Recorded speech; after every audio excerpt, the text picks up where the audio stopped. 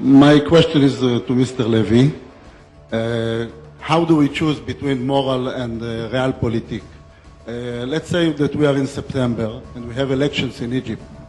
And let's presume that the Muslim Brotherhood gained and win the majority places in the parliament. What will be your position?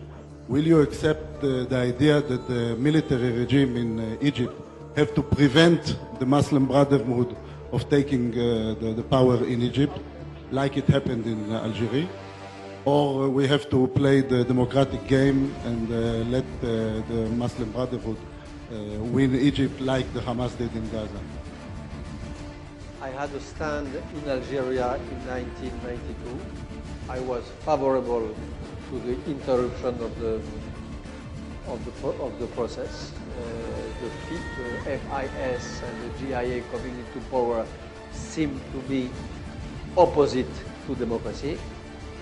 I had the same feeling in Gaza. For me, it was a putsch. It was a coup, a democratic coup, but a coup. Hitler in 1933 was a coup, a democratic coup, but a coup. If Muslim brothers arrive in Egypt, I will not say democracy wants it, so let's democracy process. Of course not. Democracy, again, is not only elections, it is values. Barack Obama after Montesquieu. So you have to have the truth. But my belief now, if you want my bet, and I take a risk saying that, my bet is that, again, I'm not an expert on Egypt, but as all of you, I try to look at what happens there. My bet is that the new atmosphere prevailing in Egypt will not be such a good wind for the Muslim brothers.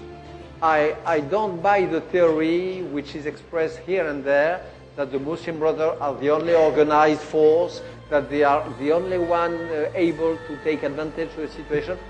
This is not my prediction. I may be wrong on that, but it's not my prediction. I believe that they will dilute themselves. In Libya, which I know a little better, this I make a serious bet. I think that they are already the Muslim brothers which existed and which were the only underground opposition and built force to the regime of Gaddafi. They are really vanishing, they are splitting in front of this other force of opposition, which is democratic youth, wanting to make trade, wanting to exchange ideas, wanting to make business in Bisra and in Benghazi, wanting to have a normal life.